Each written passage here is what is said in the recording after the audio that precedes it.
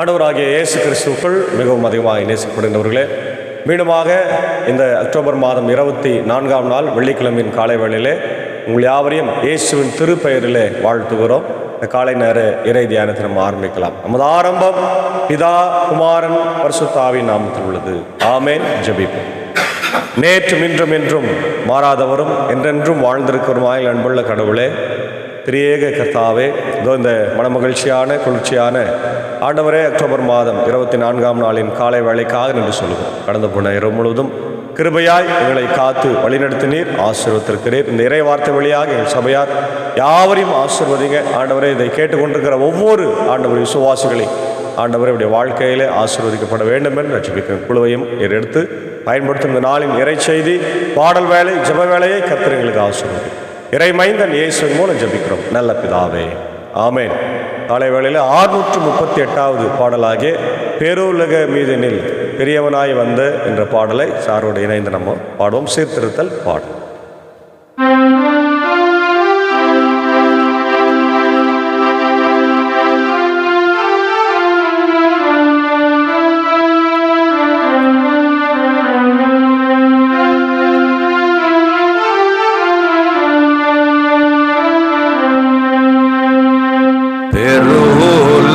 மீதினில் பெரியவனாய் வந்த, பெருலகமீதினில் பெரியவனாய் வந்த பெருமானருள் தனையே பேசுவோம் நாமே.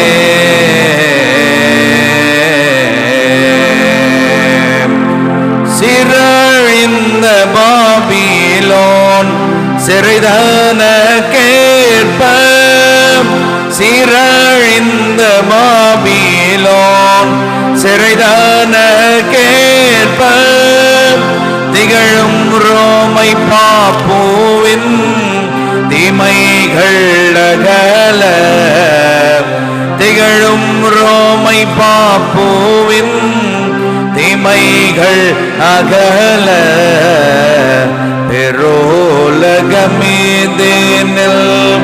பெரியவனாய் வந்த பெருமானருள் தனையே பேசுவோம் நாமே.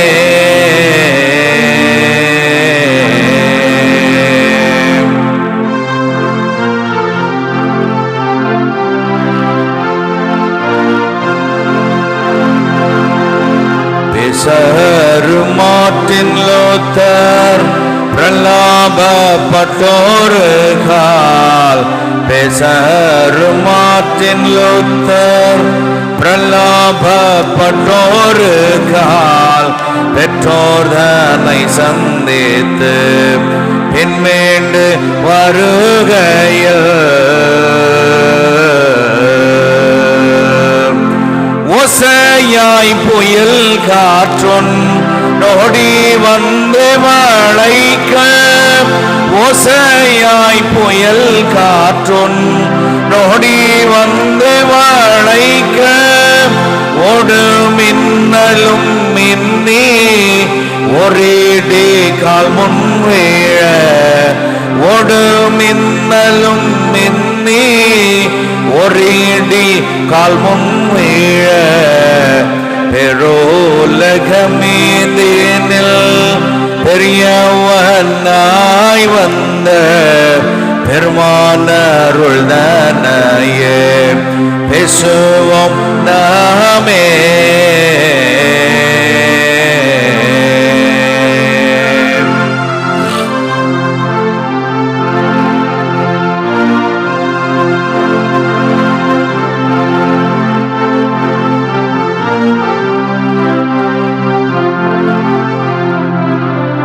அர்ஜன் லுத்தர் பயந்து அன்னம்மாளை ரஞ்சே, அர்ஜன் லுத்தர் பயந்து அன்னம்மாளை ரஞ்சே, அடைவேன் சந்நியாசம் என்று அலறினான் பாரே.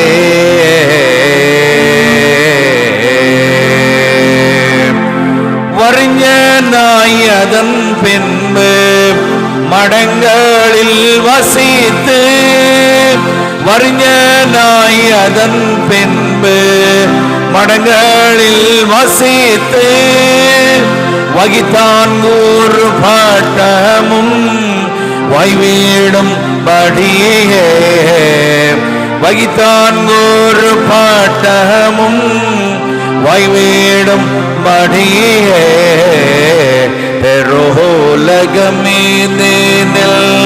பெரியவனாய் வந்த பெருமானருள் தனையே பேசுவோம் நாமே.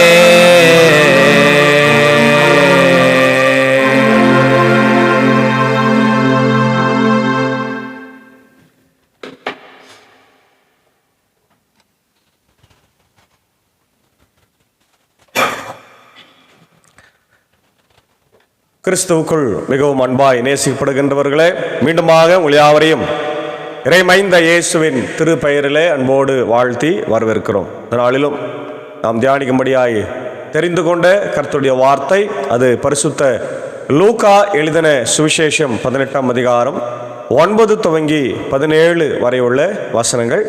இந்த பகுதி பரிசேயரும் வரி தண்டுபவரும் பற்றிய ஓமையை பற்றி நம்ம பார்க்கிறோம். பரிசேயரும் வரி தண்டுபவரும். அன்பான தேவ பிள்ளைகளே, இது ஒரு அழகான தாழ்மையை குறித்த ஒரு செய்தியாகவும் ஜெபத்தை குறித்த ஒரு செய்தியாகவும் நாம் பார்க்கின்றோம்.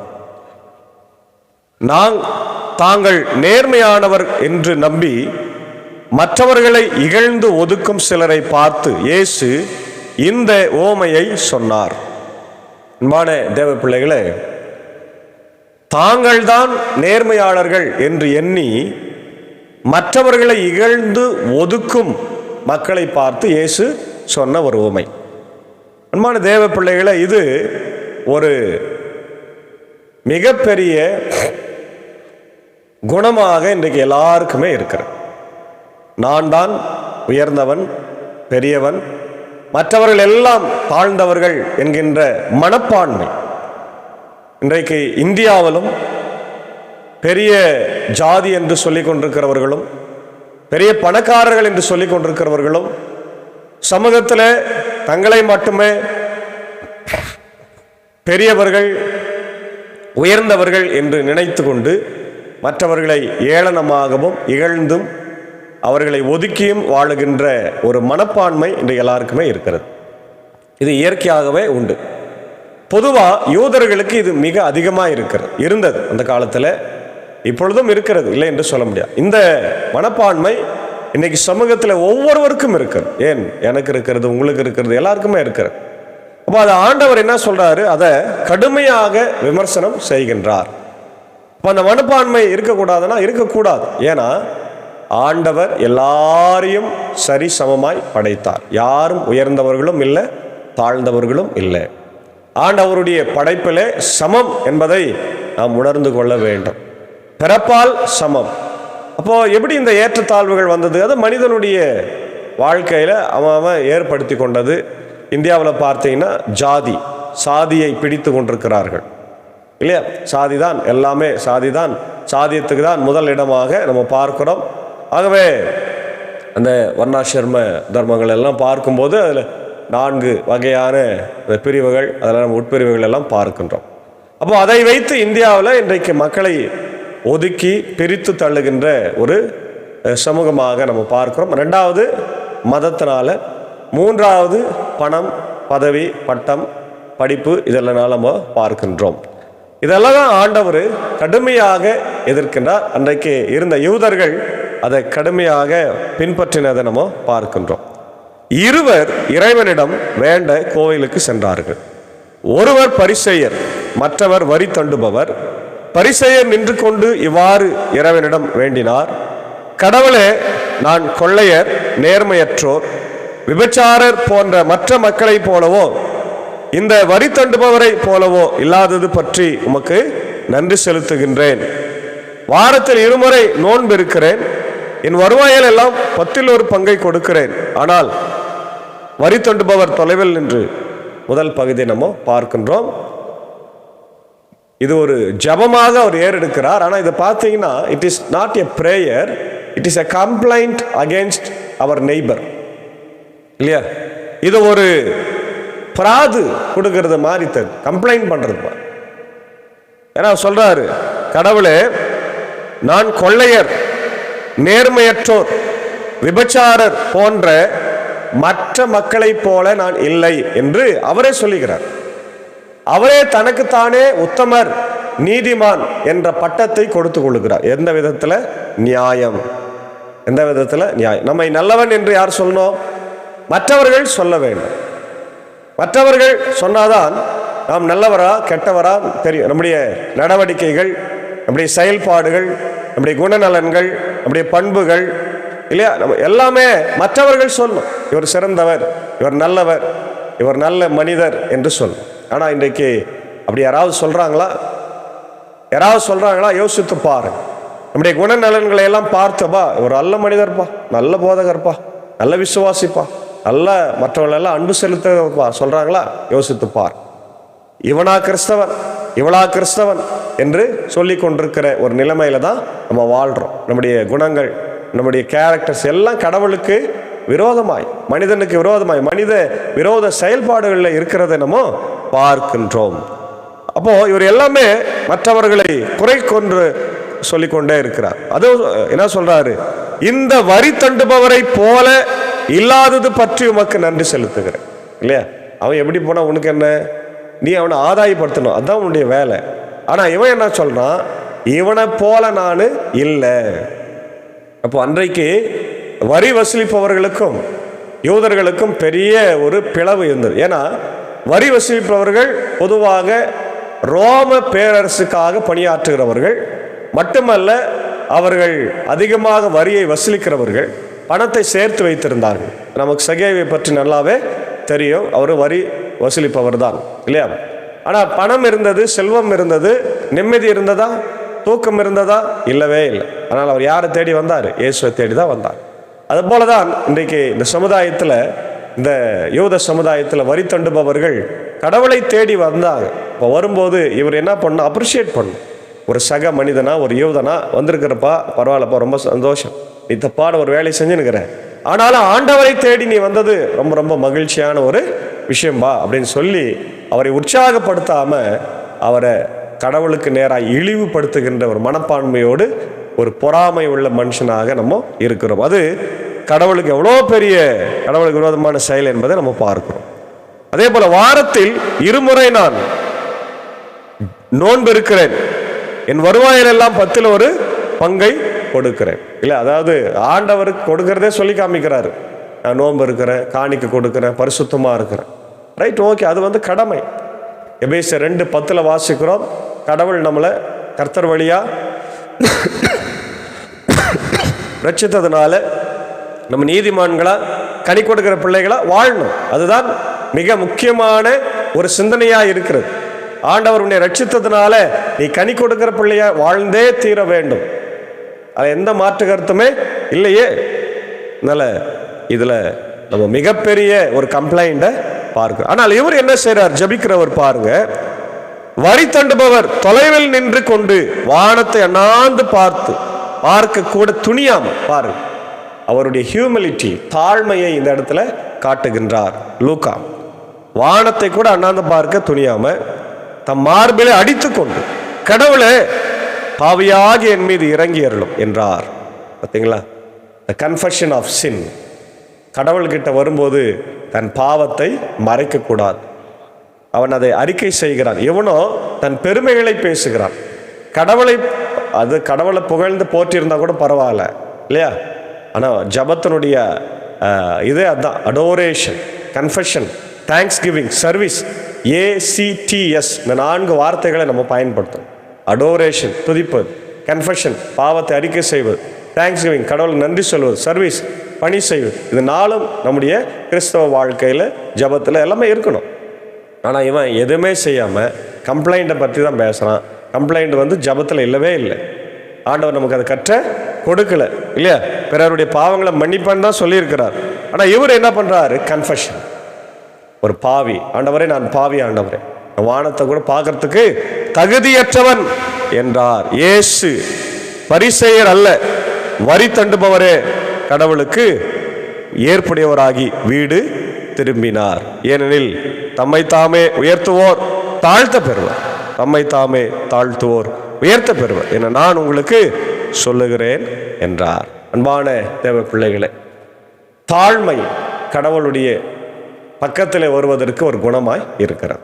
தாழ்மை ஆண்டவருடைய பிள்ளையாய் வாழ்வதற்கு ஒரு குணமாய் இருக்கிறது. தாழ்மை நம்மை பரலோக ராஜ்யத்தில் சேர்ப்பதற்கான ஒரு குணமாய் இருக்குது. நீங்கள் எல்லா இடத்துலையும் தாழ்மையோடு நம்ம நடந்து கொண்டால் எல்லாம் பெரிய ஆசீர்வாதமாக இருக்கும். ஒரு முறை முறையாக இந்தியாவில் காங்கிரஸ், அகில இந்திய காங்கிரஸ் மீட்டிங் நடக்குது. முதல்ல 1900 அது 47க்கு முன்னாடின்னு நினைக்கிறேன், டேட் தெரில எனக்கு. அப்போது இந்தியா முழுக்க எல்லா மக்களும் வடநாட்டில் போய் மீட்டிங்கில் உட்காராங்க, பேசுகிறாங்க, எல்லாமே இது பண்ணுறாங்க. அதனுடைய தலைவராக நம்முடைய காந்தியடிகள் இருக்கிறார். ஒரு சிம்பிளாக இருக்கிறத நம்ம பார்க்குறோம். அதுக்கப்புறம் சாப்பாடெல்லாம் கொடுத்து முடிச்சு எல்லாம் கிளம்பிடுறாங்க. இப்போ நிறைய வேலைகள் இருக்குது இல்லையா, எல்லாம் அவங்க செஞ்சுனே இருக்கிறாங்க. இப்போ ஒரு சிலர் கூட்டம் தலைவர் எங்கன்னு தேடுறாங்க, காந்தியடிகளை தேடுங்கிறாங்க. அவர் ஆளையே காணும். என்னடான்னு பார்த்தா அவர் அந்த சமைத்த இடங்களில் போய் அங்கே இருக்கிற நெருப்பு துண்டுகளில் அணித்து கொண்டும் அதை அந்த கறி துண்டெல்லாம் எடுத்து போட்டுக்கிறதால அடையாளமே தெரில. அவர் எல்லாம் அந்த கறியெல்லாம் மூஞ்சிலெல்லாம் பூசிக்குது. அவர்கிட்டே போய் கேட்குறாங்க, ஐயா எங்கள் தலைவரை பார்த்தீங்களா? அப்போ அவர் சொல்கிறார், நான் தாம்மா உங்கள் தலைவர் அப்படின்னு. அப்போது மிக தாழ்மையோடு இறங்கி வேலை செய்து கொண்டிருக்கிற ஒரு மனிதனை நம்ம பார்க்கணும். அதுபோல தான் இன்றைக்கு யாராக இருந்தாலும் தாழ்மை நம்மிடத்தில் வர வேண்டும். தாழ்மை இல்லை என்றால் நம்ம ஆண்டவருக்கு நெருக்கமாக வர முடியாது, ஆண்டவருக்கு பிரியமாக வர முடியாது. ஆண்டவருக்கு பிரியமான குணம் ஏசாமியே பிலிப்பியர் 2ஆம் அதிகாரத்தில் பார்த்தீங்கன்னா அவர் தன்னைத்தானே சிலுவையின் மரண பரியந்தம் தாழ்த்தினார் இல்லையா? நமக்காக தம்மை தாழ்த்தி அதன் வழியாக நமக்கு மீட்பை உண்டு பண்ணினார். நம்முடைய பாவங்களை அக்கிரமங்களை எல்லாம் அவர் மன்னித்து நமக்கு புது வாழ்வை தந்து அவர் தாழ்மையாக வாழ்ந்த உலகத்தில் தாழ்மையின் இருப்பிடமாய் வாழ்ந்தவர் இயேசு கிறிஸ்து. அன்பிலே தாழ்மையிலே அவர் வாழ்ந்தார். அவர் பிறந்ததே ஒரு மாட்டு தொழுவத்தில் அவர் கடத்தி வைத்திருந்தார். நடந்துதான் சென்றார். எங்கன்னா ரொம்ப தூரம் போனால் படகுல அல்லது கப்பலில் போனார் இல்லையா? அவ்வளோதான், நடைப்பயணம் தான். கடைசியாக தாழ்மையின் சின்னமாகிய கழுதையின் மேல் அவர் ஏறி மரித்து சிலுவையில் தொங்கிக் கொண்டிருக்கும் போது ஆடைகள் எல்லாம் உரியப்பட்டவராய் அவர் தொங்கிக் கொண்டிருந்தார் என்று பார்க்கும். தாழ்மையின் மறு உருவமாய் இயேசு வாழ்ந்தார். ஆகவே அன்பான தேவ பிள்ளைகளே, நம்ம இருக்கிற இடங்களிலே இல்லையா, நம்முடைய மனைவி கிட்ட தாழ்மையாக இருப்போம். குடும்பத்தில் அமைதி கிடைக்கும், சமாதானம் கிடைக்கும். கணவன் மனைவி கிட்டேயும், மனைவி கணவன் கிட்டேயும், பிள்ளைங்க கிட்டேயும் இல்லையா, நம்மளுடைய குடும்ப உறுப்பினர்கள்கிட்டையும் நம்ம பொறுமையாக வாழ்ந்தோம்னா நிச்சயமாக கடவுள் நமக்கு பெரிய ஆசீர்வாதங்களை தரப்போகிறார். அதே போல் நம்ம சர்ச்சில் பாஸ்டர்கிட்ட, பொறுப்பாளர்கிட்ட, பாஸ்டர்ஸ் சபையார்கிட்ட இல்லையா, தலைவர்கள் மக்கள்கிட்ட, இன்றைக்கி இருக்கின்ற அரசியல் தலைவர்களும் நம்ம ஆன்மீக தலைவர்களும் மக்கள்கிட்ட அன்போடு நெருக்கமாய் தாழ்மையாக பழகும்போது நிச்சயமாக அதனுடைய பலன்களை ஆசீர்வாதங்களை பெற்றுக்கொள்ள முடியும். பெருமை அகந்தை எல்லாம் பார்த்தோம்னா அது கடவுளுக்கு விரோதமான பிசாசின் செயலாக இருக்குது. அதெல்லாம் மாற்றி ஆண்டவருக்கு பிரியமாக வாழும்படியாக கடவுள் நம்மளை அழைக்கிறார். ஆங்கிலத்தில் பார்ப்போம். The parable of the Pharisee and the tax collector, pride and humility. Jesus teaches about the parable, highlights the contrast between the self-righteous Pharisee and the humble tax collector. இது முக்கியமான ஒன்று பாயிண்ட்டு ஆங்கிலத்தில் சொல்கிறாங்க பாருங்கள். செல்ஃப் ரைச்சியஸ், சுயநீதி உடையவர்கள், தங்களை தாங்களே நீதிமான்களாக காட்டிக்கொள்ளக்கூடியவர்கள். இன்றைக்கு இந்த சீர்திருத்தல் திருநாளில் நம்ம பார்க்கும்போது சுயநீதியை அன்றைக்கு மார்ட்டின் லூத்தர் கடுமையாக விமர்சித்தார். சுயநீதினால் ஆண்டவர்கிட்ட வரவே முடியாது, ஆண்டவருடைய கிருபை, நம்முடைய மெரிட்ஸ் எதுவுமே கிடையாது என்பதை மிக தெளிவாக அன்றைக்கு மார்ட்டின் லூத்தர் எடுத்து சொன்னார். அதுதான் சீர்திருத்தத்துடைய முக்கியமான ஒரு காரியமாக இருக்குது. நமக்கு பார்க்கிறோம். The Pharisees prayer, self-righteousness. The Pharisees prayer show causes is pride and self-exaltation, fasting and tithing. The Pharisees' outward acts of piety mask is inner arrogance. The tax collector's prayer, humility and repentance. The tax collector's prayer exemplifies true humility and repentance. Justification. The tax collector goes home justified, illustrating God's acceptance and the humble of the humble. The lesson, exaltation and humiliation. Jesus teaches that those who exalt themselves will be humbled, and those who humble themselves will be exalted. The disciples and children receiving the kingdom, Jesus welcomes children, illustrating the need to receive God's kingdom with childlike humility. Key takeaways: pride and humility. True humility is essential for approaching God. Repentance and justification: God justifies the humble and repentant. Childlike faith: receive God's kingdom with simplicity and humility. சில ரெஃபரன்சஸை பார்க்குறோம். மத்தேயு 23:1-33 ஆண்டவர் பெருமையும் அகந்தையை பற்றி அவர் எடுத்து சொல்கிறாரு. யாக்கோபு 4:6-10 நம்ம அதை பார்க்குறோம். 1 பேதுரு 5:5-11 பார்க்குறோம். நீதிமொழிகள் 3:34 பார்க்குறோம். அதே போல் நீதிமொழிகள் 11:2, 16, ஏசாயா 57, மத்தேயு 18. ஜஸ்டிஃபிகேஷன் ரிப்பண்டன்ஸ் ரோமர் 3, ரோமர் 5, 2 கொரிந்தியர் 7. விசுவாசம் மத்தேயு 18, 19, மார்க் 10. தாழ்மை சங்கீதம் 18, 25, 147, ஏசாயா 57, 66. ப்ரைட் அண்ட் டவுன்ஃபால் பெருமையும் வீழ்ச்சியும் நீதிமொழிகள் 16, 18, ஏசாயா 14, எசேக்கியேல் 28, 1-10. தாழ்மை மத்தேயு 20, 24-28, மார்க் 9, மார்க் 10, யோவான் 13. ரிசீவிங் காட்ஸ் கிங்டம் மத்தேயு 18, மார்க் 10, லூக்கா 9. இந்த காரியங்களெல்லாம் நம்ம படித்து சிந்தித்து தியானிப்போம். ஆண்டவருக்கு முன்பாக உண்மையுடனும் தாழ்மையுடனும் வாழ்ந்து மற்றவர்களை அக்செப்ட் பண்ணின்னு சுயநீதியை வெறுத்து ஆண்டவருடைய நீதிதான் என் நீதியை வெளிச்சத்தை போலாக்கினர் என்ற பாடல் நாம் பாடுகிறோம். கர்த்தர் தான் என் வெளிச்சமும் என்று நம்ம பாடுகிறோம். கர்த்தரின் நீதியும் அலங்கார சால்வை என்று பாடுகிறோம். அந்த பாடலை எல்லாம் நாம் நினைத்து பார்த்து கர்த்தருடைய நீதி என்னை ரட்சித்திருக்கிறது, என்னுடைய நீதி அல்ல என்பதை உணர்ந்து ஆண்டவர் இந்த உலகத்தில் நம்ம கொடுத்திருக்கிற ஆசீர்வாதங்களை பெற்று அவருக்கு உகந்த பிள்ளைகளாய் வாழ தூய ஆவியானவர் இந்த நாளில் நம் அனைவரையும் ஆசீர்வதித்து வழிநடத்தி காப்பாராக. ஆமேன். ஜெபிப்போம். சர்வ வல்லமையும் மிகுந்த இரக்கமும் கிருபை நிறைந்த நல்ல ஆண்டவரே, இந்த காலை வேளைக்காக நன்றி சொல்லுகிறோம். கொடுத்த வார்த்தைகளுக்காய் ஸ்தோத்திரம். பெருமை, அகந்தை, சுய நீதி உடையவர்களாய் நாங்கள் இல்லாமல் ஆண்டவரே உம்முடைய நீதியை நம்பி உம்முடைய ஆசீர்வாதத்தை நம்பி வாழ கிருபை தார். இந்த வார்த்தைகளை கேட்டுக்கொண்டிருக்கிற அனைத்து உலக மக்களையும், அனைத்து கிறிஸ்தவர்களையும், இந்தியாவில் தமிழ்நாட்டில் இருக்கிறவர்கள், இந்தியாவில் இருக்கிறவர்கள், வெளிநாடுகளில் இருக்கின்ற எல்லா மக்களையும் என் தேவன் ஆசீர்வதிய ராஜா வழிநடத்தும். நாங்கள் சுயநீதிக்காரர்கள் அல்ல, ஆண்டவருடைய பிள்ளைகள். ஆண்டவருடைய நீதியினாலே நாங்கள் ரட்சிக்கப்பட்டிருக்கிறோம். அவருடைய பாடு மரண உயிர்த்தெழுதல் இல்லாமல் நாங்கள் ஆண்டவரே வாழ முடியாது என்பதை இந்த உலகத்தில் நாங்கள் வாழ கர்த்தர் எங்களுக்கு கிருபை தர வேண்டும் என்று கெஞ்சி மன்றாடு. இந்த நாளிலும் இந்த இறை வார்த்தை கேட்டுக்கொண்டிருக்கிற அகில உலகத்தில் இருக்கிற மக்களுக்கு ஜெபிக்கிறோம். இந்த வேர்ட் ஆஃப் காட் மினிஸ்டர் சார்பாக எல்லாரையும் நாங்கள் வாழ்த்துகிறோம். உடைய உள்ளங்களிலே இல்லங்களிலே இறை அமைதி, சமாதானம், சந்தோஷத்தை என் தேவன் தந்து வழிநடத்தும். இந்த நாளில் கூட ஆண்டவரே என்னுடைய ஊழியத்தில் உடனிருந்து தன் இல்லத்தை திறந்து கொடுக்கிற என்னுடைய அன்புக்குரிய அன்பர் சாரியம் ஏஞ்சக்காவே அன்பான பிள்ளைகள் மாதாள் மரியாதையும் ஆசீர்வதிங்க, வழிநடத்துங்க ராஜா. தேவையெல்லாம் சந்திங்க. அதே போல அன்புக்குரிய சாகோசா டீச்சருக்காகவும் அடியனுக்காக ஜபிக்கிறோம். ஊழியத்தை தொடர்ந்து செய்ய கிருபைத்தார். அடியன் பணியாற்றுகிற பாப்பனப்பள்ளி, மின்னூர், வடகர, மேல்சனம் திருச்சபையில் குடும்பங்களை, ஏழை எளிய மக்கள் ராஜாவை கண்ணோக்கி பாரும். ஆலயத்தை கட்ட வேண்டும். அதற்கு தேவையான பண உதவி, பொருளாதார உதவிகளை என் தேவன் செய்து தர வேண்டும் என்று கெஞ்சி மன்றாடு. தொடர்ந்து இந்த நாளில் பலவீனமாய் சுகவீனமாய் படுகள் இருக்கிற எல்லாரையும் கண்ணோக்கி பார். குறிப்பாக இந்த நாளில் பிறந்த நாளைக்கு நன்றி செலுத்துகிற என்னுடைய அன்புக்குரிய ஆண்டவரே சகோதரி ஆனி ஏர்னஸ்ட் பஹ்ரைன் அவர்களுக்காக ஜபிக்கிறோம். ஆண்டவரே அவருடைய கணவர் ஏர்னஸ்ட் இன்பராஜ் அவருடைய பிள்ளைகளுக்காக ஜபிக்கிறோம். குறிப்பாக என்னுடைய அன்புக்குரிய ஆசிரியர் திரு ரிச்சர்ட் மோகன்ராஜ் ஐயா அவருடைய அன்பான மருமகள் ராஜா கண்ணோக்கி பார். சாரியும் டீச்சரையும் கூட ஆசீர்வதியும், பிள்ளைகளை ஆசீர்வதியும், எல்லா தேவையும் சேர்ந்து இந்த பிறந்த நாள் அவர்களுக்கு ஆசீர்வாதமாக இருக்கட்டும். அதே போல என்னுடைய காலம் சென்ற மனோரா டீச்சருடைய அன்பு மகன் ஆண்டவரே திரு ஷாலோன் பிரின்ஸ்காக ஜபிக்கிறோம். அவரையும் அன்பு மனைவி, பிள்ளைகளையும் குடும்பத்தையும் ஆசீர்வதி ராஜா. தேவையெல்லாம் என் தேவன் சந்திக்க வேண்டும் என்று நான் ஜபிக்கிறோம். தொடர்ந்து இந்த நாளில் கூட ஆண்டவரே நேற்று தினத்தில் என்னுடைய ஆம்பூர் சபை சங்கத்தினுடைய தேர்தல் நடைபெற்று அதில் எல்லாரும் வெற்றி பெற்றிருக்கிறாங்க. அவர்கள் எல்லாரும் சபை சங்கத்தை மிக சிறப்பாய் நடத்த அவர்களுக்கு உம்முடைய ஆவியானவரை தந்து வழி நடத்த வேண்டும் என்று கெஞ்சம் பண்ணார். தொடர்ந்து ஆண்டவரே உடைய இந்திய தேசத்தில் இருக்கின்ற அனைத்து கிறிஸ்தவ திருச்சபைகளையும், ஸ்தாபனங்களையும், பள்ளிக்கூடங்களையும் கர்த்தர் ஆசீர்வதிங்க. ஆண்டவரே விசேஷமாக என்னுடைய இந்திய தேசத்தின் தலைவர்களுக்கு ஜெபிக்கிறோம். ஜனாதிபதி, பிரதமர், முதலமைச்சர் கவர்னருக்காக ஜபிக்கிறோம். எல்லாரையும் கர்த்தர் ஆசீர்வதி. உலக நாடுகளுக்காக, உலக தலைவர்களுக்காக ஜபிக்கிறோம். அமைதி சமாதானத்தில் அவர்களை வழிநடத்த வேண்டும் என்று கெஞ்சி பண்றோம். தொடர்ந்து நம்முடைய இறை ஆசிரியர்களும் ஆண்டவர் சமாதானம் இந்த நாளில் எங்களோடு கூட தங்கியிருந்து வழிநடத்தும். கொடுத்தவர்கள் மழைக்காக நன்றி. மழையினாலே ஏழை எளிய மக்களுடைய இயல்பு வாழ்க்கை ஆண்டவர் பாதிக்கப்படாத வண்ணம் காத்துறலும்.